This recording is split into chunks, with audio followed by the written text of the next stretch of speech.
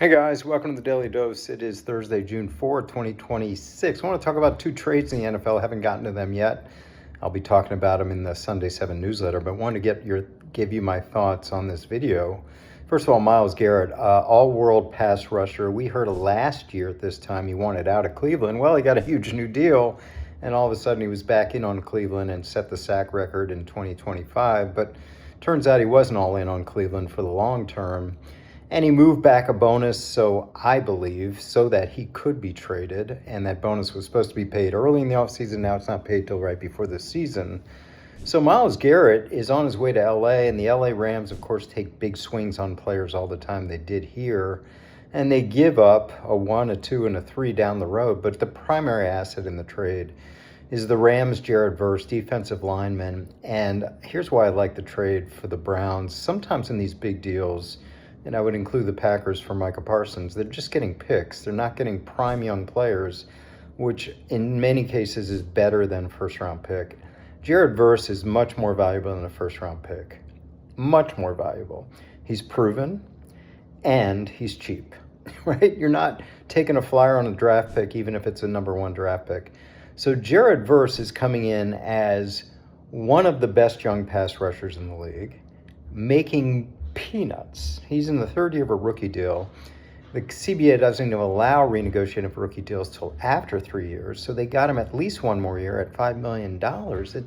That plus his ability makes him one of the most valuable players in the league, maybe the most valuable non-quarterback in the league when you factor in the money. It's just an extraordinary value. So the Browns get him, and he was the key to the trade for the Browns. Of course, Myles Garrett's going to be a better player than Jared Verse right away, but down the road, who knows? And I like what the Browns are doing. I like this trade, and I like the trade that they made last year to let Travis Hunter be drafted by the Jaguars, getting an extra first-round pick at a high level for a player that, is small. He's talented, he's exciting, but he's small.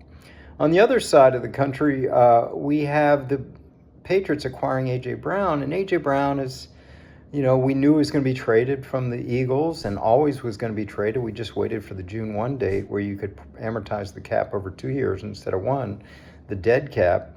So A.J. Brown's no longer with the Eagles after some successful years there. And I said this before, I really liked the way he handled the interview about what happened, especially with Jalen Hurts. He just said in simplest phrase, grew apart.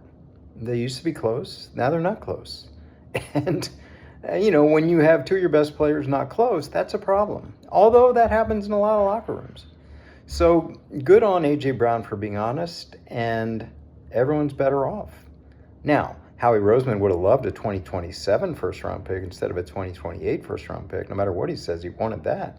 Because the way teams equate future picks, it's a round lower. So if you're getting a 1 in 28, that's like a 2 in 27. If you're getting a 2 in 27, it's like 3 and 28, etc.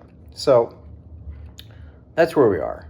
Myles Garrett traded, A.J. Brown traded, big week in the NFL in the middle of the offseason because the June 1 date allows for proration after 2026 into 2027. All right, have a good day. See you soon.